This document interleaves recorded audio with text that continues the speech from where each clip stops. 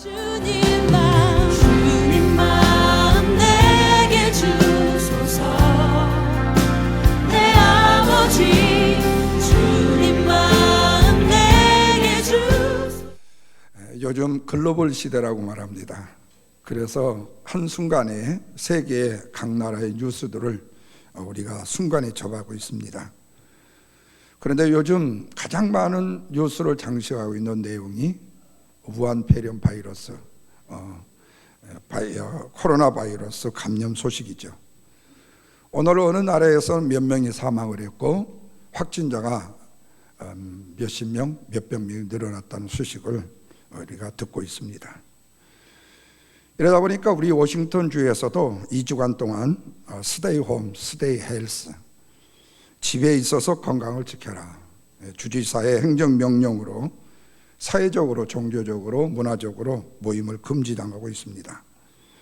심지어 모든 기관들과 사업장들이 문을 닫는 초유의 사태를 맞이하고 있습니다.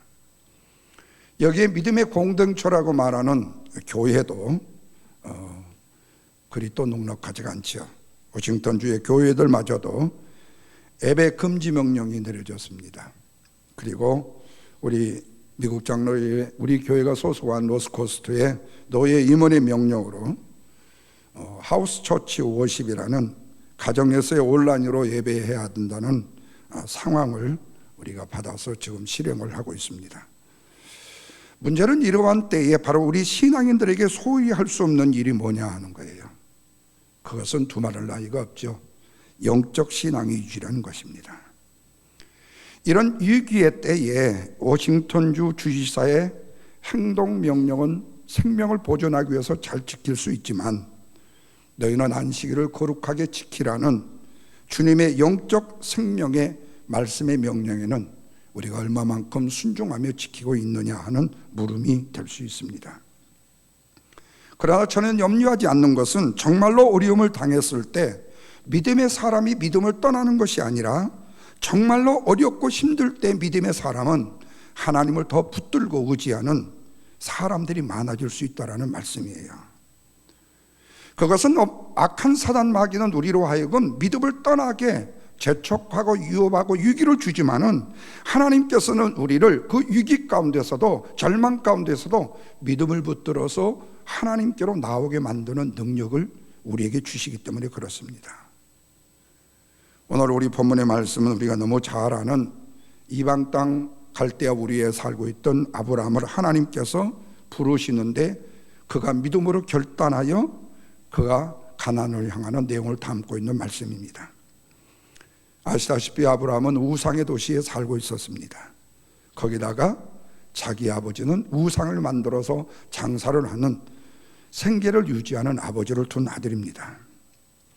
그런데 이런 아브라함에게 하나님께서 부르십니다. 본토 친척 아비집을 떠나라고요. 그러자 그가 순종을 합니다. 여기서 하나님께서는 아브라함을 통해서 또 우리에게 믿음은 사탄의 유혹에 의해서 하나님으로부터 떠나는 것이 아니라 하나님의 음성에 따라서 세상을 떠나는 순종의 믿음을 우리에게 보여주고 있다는 말씀입니다.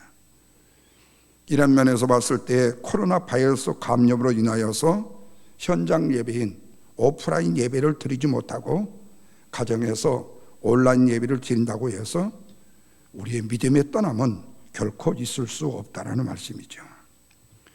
이 말은 어렵고 힘든 때일수록 더욱더 하나님을 믿고 의지하는 믿음으로 나아가야지 하나님을 향하는 믿음의 소망에서 떠나서는 안 된다는 말씀입니다. 아브라함이 변하는 세상을 믿음으로 대응하여서 하나님께 순종했듯이 말입니다. 그렇다면 아브라함의 변하는 세상을 대응하는 믿음은 어떤 믿음이었는가? 먼저 하나는 세상으로부터 분리된 삶의 믿음이었다. 본문 1절 말씀에 여호와께서 아브라함에게 말씀합니다. 너는 고향 본토 친척 아비집을 떠나서 내가 지시할 땅으로 가라고요. 그러자 4절 말씀에 보면 이에 아브라함이 여호와의 말씀을 따라 떠나갔다고 말씀합니다. 여기서 아브라함은 자기의 주변의 상황과 환경이 어렵다는 것을 분명히 알고 있습니다. 그럼에도 불구하고 하나님을 떠나는 믿음이 아니라 세상을 떠나는 믿음을 결단함으로 실행했다라는 말씀이에요. 다시 말하면 변해가는 세상, 악해가는 세상을 대응하는 믿음으로 하나님의 말씀에 순종으로 떠났다는 말씀이에요. 여기에 결단이라는 단이라는 이 말의 뜻은 끊었다라는 뜻이 있습니다. 아브라함은 하나님의 말씀을 따라서 세상을 끊었고 하나님을 따른다는 순종의 결심을 그대로 이행을 했다는 말씀입니다. 지금까지 자기가 의지했던 사람과의 관계, 재물과의 관계, 이런 의지의 모든 관계들을 완전히 끊고 주의 명령을 따라서 떠났다는 말씀입니다. 그리고 아브라함은 갈대 우르를 떠나는 하나님이 인정하시는 믿음을 가지게 되었던 것입니다. 그런데 이렇게 결단하고 도착했던 가나안이 좋았느냐 하는 거예요. 결코 만만한 곳이 아니었습니다. 평탄한 곳만은 아니었다는 말씀입니다. 그렇습니다. 오늘날 우리가 오프라인 예배, 예배당 예배를 우리가 전적으로 드리지 못하고 온라인 예배, 가정 예배를 드린다는 것이 결코 쉬운 일이 아니라는 말입니다. 그것은 아브라함이 하나님의 말씀을 따라서 지시한 곳으로 간 곳이 그리 형통하지 않았듯이 오늘날 우리의 예배 현장도 그리 만만한 곳 아니라는 거죠. 가정에서 예배를 드린다고 할 때에 방해 요소들이 많이 있을 수가 있고 현장 예배를 드리지 못하는 어려운 고난의 역경, 이런 방해 요소들을 많이 겪을 수 있다는 말씀입니다. 그것은 아브라함이 부름을 받은 다음에 그가 돌아다니는 흔적을 보게 되면 어려운 사실을 알게 되어져요. 보면 5절과 10절 말씀 사이에 보면은 무려 아브라함이 5군데를 돌아다닙니다. 가나안 입구에 갔다가 세겜으로 갔다가 베델로 갔다가 네게브 사망으로 갔다가 결국에는 어디까지요? 애굽까지 가게 됩니다. 그런데 바로 아브라함이 갔던 이 5곳 중에는 어떤 곳은 좋은 곳도 있었고 어떤 곳은 나쁜 곳도 있었고 어떤 곳은 물이 있는 곳도 있었고 어떤 곳은 물도 없는 곳이 있었습니다. 어떤 곳은 안전한 곳이기도 했고 어떤 곳은 불안정한 곳이기도 했습니다. 이렇게 우리가 믿음으로 결단하고 떠났다고 했을 때 오늘 우리에게 주어지는 안정과 평안이 우리를 날상 보장해 주는 일만은 아니더라는 말씀이에요. 만사 형통을 우리에게 보장해 준다는 의미도 아니라는 말씀입니다. 어찌 보면 전혀 생각지도 않은 상황을 그리고 환경을 맞이할 수 있게 되기도 합니다. 왜 그럴까요? 그것은 바로 믿음의 결단이라는 것이, 믿음의 결단이라는 것이 나의 생각대로 나의 예상대로만 되는 것이 아니기 때문에 그런 것입니다. 뿐만 아니라 하나님의 인도하심이라는 곳에는 내 생각과 내 예상을 빗나가는 일들이 엄청나게 많기 때문에 그런 것입니다. 우리 참여하신 어르신들이 세상에 경륜이 많으신 분들이잖아요. 세상에 경륜이 많으신 분들의 이야기를 우리가 들게 되면 그 경험들이 우리에게 좋은 도움이 될 수가 있기 위해서 그렇죠. 정말로 좋은 경험을 가지신 분들의 도움이 되는 것이 사실이에요. 근데 한 가지 문제가 생깁니다. 이게 저 역시도 마찬가지지만 점점 나이가 들어가게 되면 될수록 과거에 묶여서 내일을 향하여 나아가려는데 힘들어진다는 거예요. 그 나이에 뭘 하려고 그래. 이제는 편안히 쉬고 그냥 놀고 있다가 그냥 이렇게 얘기하잖아. 그 나이에 뭐 하려냐고요. 그러니까 과거에 뿐만 아니라 과거에 내가 이랬는데 하는 과거에 묶여서 내일을 향해서 나가는데 힘들어진다는 거예요.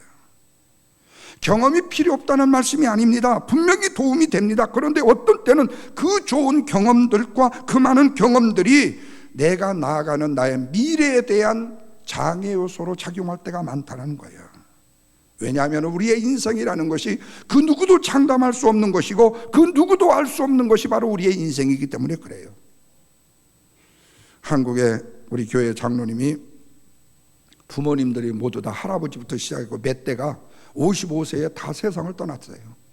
그렇다고 당신도 55세에서 60세만 죽을 거라고 늘 유언처럼 저한테 말씀을 하시더라고요. 예. 그런데 지금도 살아계셔요. 90이 지금 넘으셨어요. 다시 말하면 오늘 우리가 장담할 수 없고 우리가 알 수 없는 것이 우리의 인생이더라는 거예요. 죽고 싶다고 죽어지는 것도 아니고 살고 싶다고 살고진 것이 아니라는 거죠.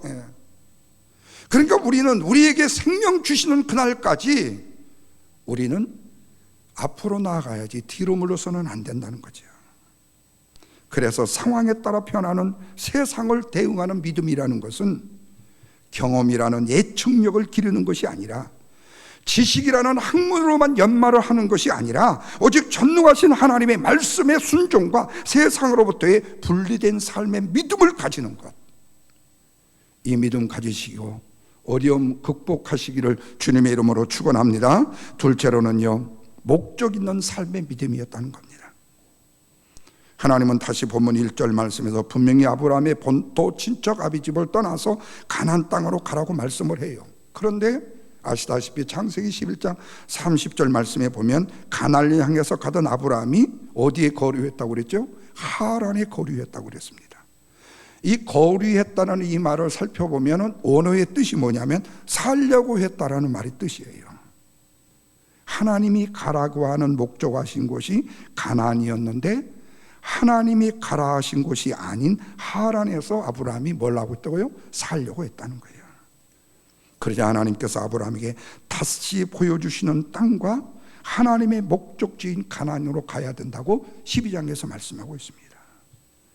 그렇다면 여러분, 이 말씀의 현대적 의미는 무엇일까요? 그것은 복의 근원이 되시는 그리스도인들은, 복의 근원이 되는 그리스도인들은 자신의 목적을 위한 삶을 사는 것이 아니라 하나님의 목적하시는 바를 나타나 증거하기 위한 삶을 살아야 된다는 말씀이에요. 그래서 유명한 토마스 아퀴나스는 이 말씀을 가지고 이런 말을 했더라고요. 완전한 축복이라는 것은 세상이나 경험이나 지식이나 어디에 있는 것이 아니라 어디에 있다?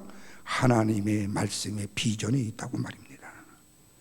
다시 말하면 하나님의 완전한 축복이라는 것은 내가 목적하는 것을 이루는 것이 아니라는 거예요. 내가 만들어낸 비전을 추구하는 것도 아니라는 거예요. 오직 하나님의 비전에 집중하는 것이더라.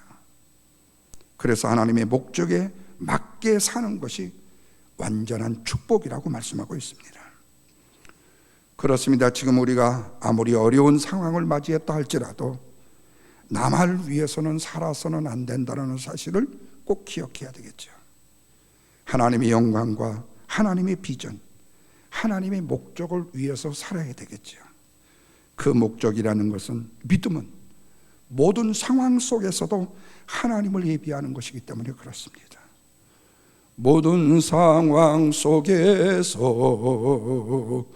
주를 찬양할지라, 주는 너의 큰 상급 큰 도움이시라. 그러면서 주의 얼굴 구할 때 주의 영을 부으신 크신 사랑 안에서 주를 보게 하소서. 내 영혼이 확정되고 확정되어 싸우니 믿음의 눈 들어 누구를 바라보라고요? 주를 바라보라고요. 그리고 주님을 찬양할 때 이미 그 나라가 임했다고 말씀하고 있습니다. 그런데 본문 7절과 8절 말씀을 보면 아브라함은 다양한 상황 속에서도 한 일이 있습니다. 제단을 쌓고 여호와의 이름을 불렀다고 했습니다. 하나님을 예배했다라는 말씀입니다. 그렇습니다. 우리도 안 될 때, 힘들었을 때 우리에게 가장 중요한 신앙인이 지켜야 할 요소 중에 하나가 뭐냐면 예배의 흔적을 가져야 되는 것입니다. 잘 될 때도 예배의 흔적을 가져야 되는 것입니다.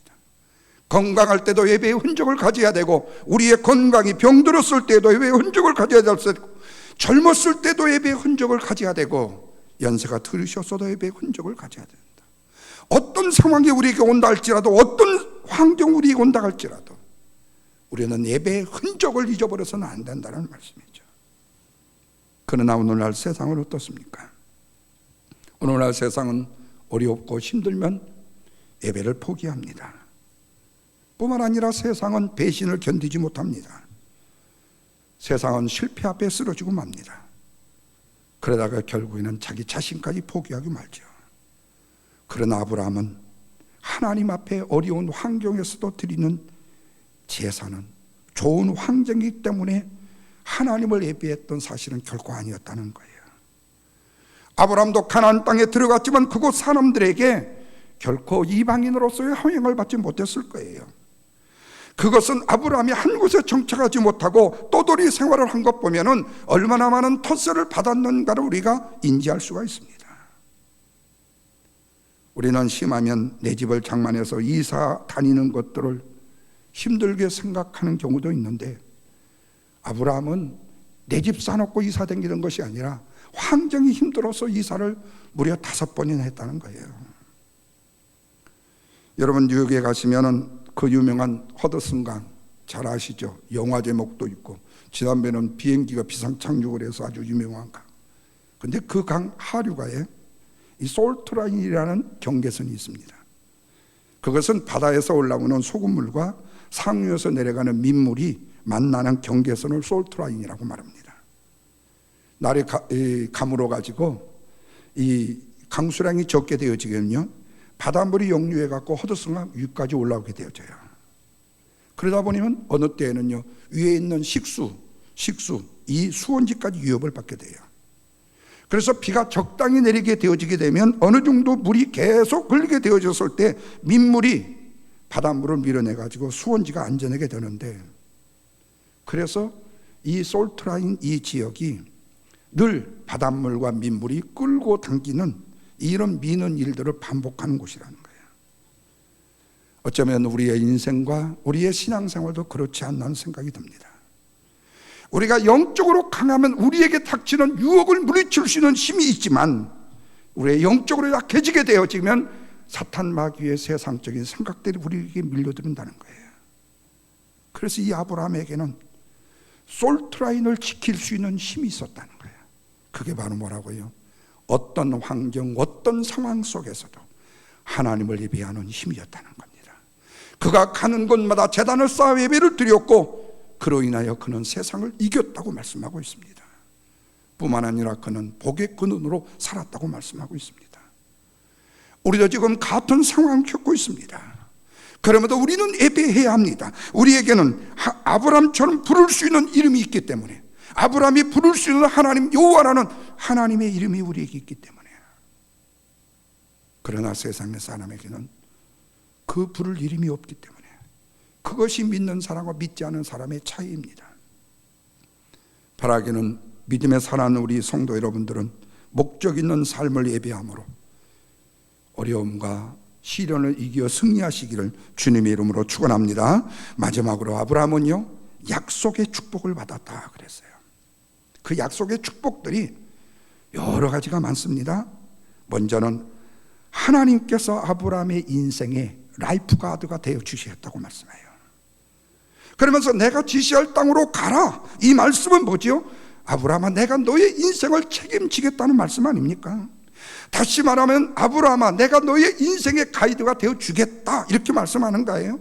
오늘 하나님께서 우리에게 믿음의 사람 아무개 성도야, 이렇게 우리를 부르셨을 때 그 하나님이 우리의 인생에 가이드 되시겠다고 말씀하시는 것이 아니겠냐 그 말이에요.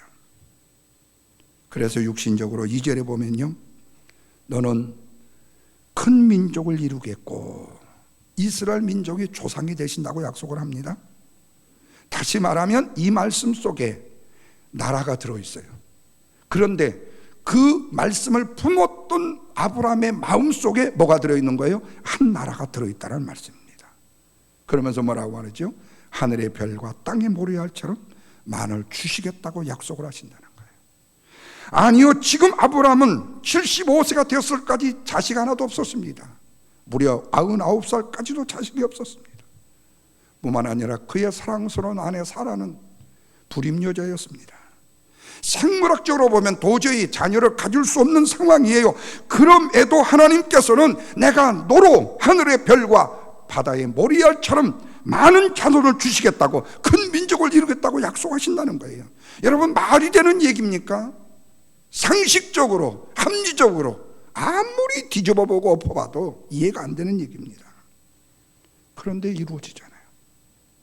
하나님이 가이드가 되어 주시는 거예요. 또한 2절 말씀에 내 이름을 창대케 하리니 너는 복의 근원이 될지니라. 축복의 통로가 누가 되겠다고 말씀해요? 아브라함이 축복의 통로가 되겠다고 말씀해요. 그래서 모든 복은 어디로부터 흘러나온다고요? 하나님을 통해서, 아브라함을 통해서 흘러나오더라는 거예요. 마치 생명수가 저 위에 있는 생명과를 통해서 나오듯이 말입니다. 그래서 아브라함에게 붙어있는 사람은 모두 다 복을 받았습니다. 조카 롯이 복을 받았잖아요. 그뿐만 아니라 아브라함처럼 살기만 해도 복을 받았다는 말씀입니다. 그리고 3절 말씀에 보면 너를 축복하는 자에게는 내가 복을 내리고 너를 저주하는 자에게는 내가 저주하리니 땅의 모든 족속이 너로 인하여 복을 얻을 것이라 하시냐. 특별한 보호의 약속을 하세요. 아브라함은 이 약속을 의지해서 가나안 땅에 들어갔다고 말씀하고 있습니다. 그런데 여기서의 의문이 생깁니다. 그게 뭐냐면, 그렇다면 아브라함은 하나님과 관계 속에서 얼마나 잘했길래 그 수많은 사람 중에, 그것도 우상장사의 아들, 우상 땅에 살고 있는 아브라함, 그가 수염이 길어서일까? 얼굴이 잘생겨서일까? 아니면 족보가 좋았을까? 뭐가 좋았기에 그는 그런 복을 받을 수 있었는가? 환경과 여건과 사람이 좋았을까요? 정답은 아니죠. 그렇다면 아브라함은 우리보다 더 특별한 것이 과연 무엇이 있었을까? 그것도 아니잖아요. 아브라함도 때로는 하나님의 말씀을 벗어나기도 했었고, 하나님의 말씀에 순종하지 멈추기도 했었고, 하나님 보시기에 딴짓도 했습니다. 그래서 최초의 인신매매범 아브라함, 아내를 루이라고 속여서, 그런데 한 가지, 아브라함에게 장점이 있습니다. 하나님의 말씀이 자기의 눈에 보이지도 않고 자기의 손에 잡히지도 않았음에도 불구하고 하나님의 부르심에 확실하게 대답하고 그 약속을 믿고 나갔다는 데 있어요. 뿐만 아니라 말씀을 드렸듯이 부른다고 다 순종하며 따라오는 것도 아니었잖아요. 복을 준다고 다 아멘하지도 않았고 받는 것도 아니었잖아요. 그러나 여기에 중요한 핵심은 뭐냐? 따라오는 자와 복 받는 자는 따로 있더라는 거예요. 이것을 조금 유식한 말로 말하면 이펙티브컬 콜링이라고 그래요. 이펙티컬 콜링, 유효적인 부르심이다, 이렇게 말해요. 발음이 좀 안 좋아서 잘 못 알아듣겠지만, 아브라함이 가나안 땅을 눈으로 봐서는요, 그 땅에서 하나님의 약속이 이루어지리라고는요 기대할 수가 없었다는 거예요. 그럼에도 아브라함은요 7절 말씀에 보면요, 가는 곳마다 여호와를 위하여 뭐를 쌓았다고요? 단을 쌓았다고 말씀하고 있습니다. 아브라함은 자기가 가는 곳이 세상적인 장소였는데 세상적인 장소를 하나님을 예비하는 초소로 바꾸었더라는 거예요. 그렇습니다. 그동안 우리가 하나님 앞에 오프라인 예배, 현장 예배로 예배당에 나왔으면 예배하는 습관들이 있어서 가정 예배를 드리지 못했는데, 이번에 온라인 예배를 통해서 가정 예배를 드리는 훈련을 사랑하는 자녀들과 함께 가질 수 있다면 바로 세상인 우리의 가정을 하나님의 예배당으로 만드는 놀라운 역사를 만드는 계기도 이룰 수 있다는 거예요. 마치 아브라함이 세상적인 장소를 하나님을 예비하는 장소로 만들었듯이 말입니다. 어떤 선교사님이 쓰신 글에 베트남에 가면요, 그 베트남의 국부가 누굽니까? 국부, 아버지가 호치민이잖아요. 그 동상들이 굉장히 많다고 합니다. 그런데 그 동상에 호치민의 좌우명이 쓰여 있는데 이거래요. 이불변 응만변. 이걸 뭐 한문으로 써야 되는데 이불변 응만변. 이 말의 뜻이 굉장히 의미심장하대요. 그 뜻이 뭐냐면 변하지 아니하는 한 가지로 변하는 만 가지를 대응한다라는 뜻이랍니다. 여러분 잘 생각해 보십시오. 세상은 다 변해요. 부모도 때로는 변하고요, 자식도 때로는요 부모를 배신해요. 그런데 성경 히브리서 13장 8절 말씀에 보면 예수 그리스도는 어제나 오늘이나 뭐하라고요? 영원토록 동일하시느니라고 말씀합니다. 세상의 모든 것은 다 변해도 오직 하나님의 말씀만은 변하지 않는다고 말씀합니다. 이사야서 40장 8절에는 푸른 마르고 꽃은 시드나 우리 하나님의 말씀은 어떻게 서요? 영원히 스탠드업한대요. 설이라고 말씀하고 있습니다. 사랑하는 성도 여러분, 지금 우리가 대면하는 세상의 환경은요, 하루면은 누구인지는 모르지만 수십 명씩, 때로는 수백 명씩 사망해가고 아파하고 힘들어한다는 뉴스를 접하면서 우리는 무서울 수도 있고 두려울 수도 있습니다. 그러한 이러한 환경과 두려움에 우리가 떨면서 무서워만 하면서 그냥 방치하고 있어야 될 것인가 하는 말이죠. 그럴 수는 없죠. 불변하시는 예수님, 불변하시는 하나님의 말씀으로 변화되어져 가는 이 험난한 세상을 흔들리지 않으려면 바로 그를 대응할 만한 믿음이 우리에게 필요하다는 말씀입니다. 뿐만 아니라 하나님의 어려운 환경에 처한 아브라함에게 말씀하셨듯이 오늘 어려움을 당하고 있는 우리에게 요구하시는 하나님의 세상을 대응하는 믿음의 방법이 요구이기도 때문입니다. 바라기는 주님께서 우리 안에 주어진 복음을 통해서, 나를 변화시킨 복음을 통해서 내 삶에 새로운 의미를 부여하는 복음을 통해서 오늘의 두려움 세상의 현장을 믿음으로 대응하여 아브라함에게 주어진 복의 근원의 축복을 이어가며 누리며 승리하는 저와 여러분의 삶이 되기를 주님의 이름으로 축원드립니다.